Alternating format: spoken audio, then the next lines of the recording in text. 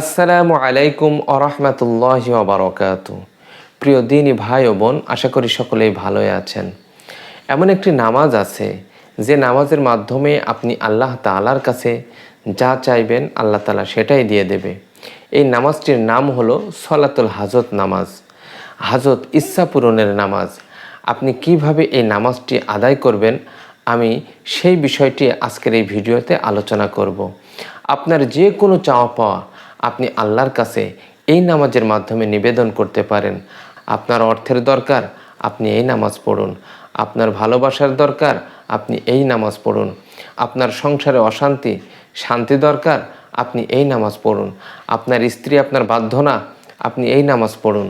আপনার স্বামী আপনার বাধ্য না, আপনি এই নামাজ পড়ুন। যে কোনো সমস্যায় আপনার যে চাওয়া পাওয়াই হোক না কেন, আপনি শুধু এই নামাজের মাধ্যমে আল্লাহ তাআলার কাছে চান, দেখবেন আল্লাহ পাক রব্বুল আলামিন সাথে সাথেই আপনারা দোয়াকে কবুল করে নিয়েছেন। তো আপনি এই নামাজটি কিভাবে পড়বেন আমি প্র্যাকটিক্যালি অল্প সময়ের মধ্যেই জানিয়ে দিচ্ছি, বুঝিয়ে দিচ্ছি।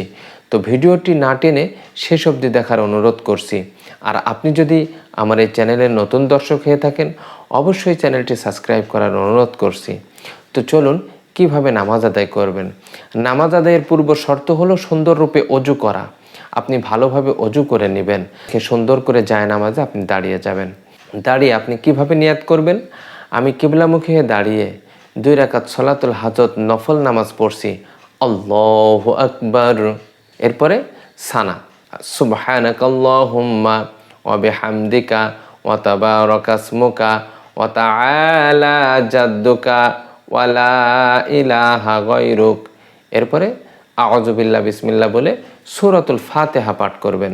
বিসমিল্লাহির রহমানির রহিম, আলহামদুলিল্লাহি রাব্বিল আলামিন, আর রহমানির রহিম, মালিকি ইয়াউমিদ্দিন, ইয়্যাকা না'বুদু ওয়া ইয়্যাকা নাস্তাঈন, ইহদিনাস সিরাতাল মুস্তাকিম, সিরাতাল লাযীনা আন'আমতা আলাইহিম গায়রিল মাগদুবি আলাইহিম ওয়ালাদ-দাল্লিন,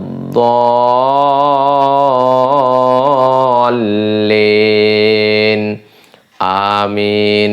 আরেকটি সূরা মেলাবেন, সূরাতুল কাউসার পরে আমি শোনাচ্ছি। বিসমিল্লাহির রহমানির রহিম, ইন্না আ'তাইনাকাল কাউসার ফাসাল্লি লিরাব্বিকা ওয়ানহার, ইন্না শানিআকা হুয়াল আবতার। আপনি এই সূরাটি পাঠ করলেন, করার পরে রুকুতে চলে গেলেন।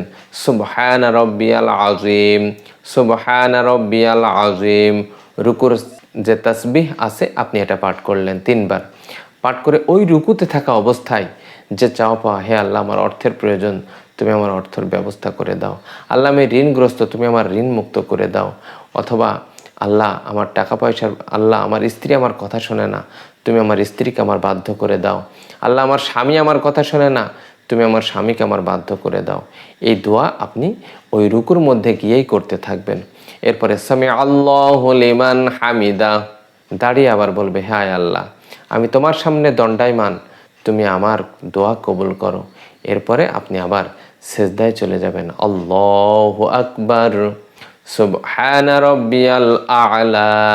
এইভাবে 3 বার তাসবিহ পাঠ করবেন।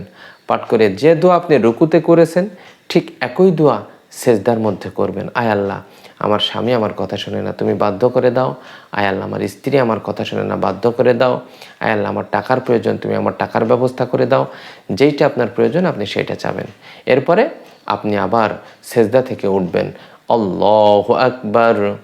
মাঝখানে মধ্যবর্তী সময়ে এই তাসবিহ পাঠ করবেন, রব্বিগফিরলি, রব্বিগফিরলি 3 বার বলে আবার সিজদায় যাবেন। সুবহানা রাব্বিয়াল আ'লা, আপনি আবার 3 বার বলে যে দোয়া রুকুতে করেছেন, যে দোয়া প্রথম সিজদায় করেছেন ঠিক একই দোয়া আপনি আবার দ্বিতীয় সিজদায় করবেন।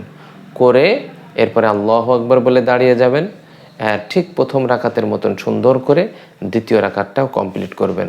এবং দ্বিতীয় রাকাতেও রুকুতে এবং 2 সিজদাতে যে দোয়া আপনি প্রথম রাকাতে করেছেন ঠিক একই দোয়া আবার করবেন। এভাবে সুন্দর করে আপনি নামাজ শেষ করে সালাম ফেরাবেন। আল্লাহ তাআলার অশেষ রহমতে আপনি যে উদ্দেশ্য নিয়ে এই নামাজ আদায় করেছেন, আল্লাহ তাআলা অবশ্যই আপনার উদ্দেশ্য পুরা করে দেবেন। 5 ওয়াক্ত সালাত আদায় করুন, বেশি বেশি আল্লাহ তাআলার জিকির করুন, আল্লাহ পাক রব্বুল আলামিনের কাছে চান, আল্লাহ তাআলা আপনার চাওয়া পাওয়া পূরণ করে দিবেন। আজকের ভিডিওটি এই পর্যন্তই। ভালো থাকবেন, সুস্থ থাকবেন। আল্লাহ হাফেজ।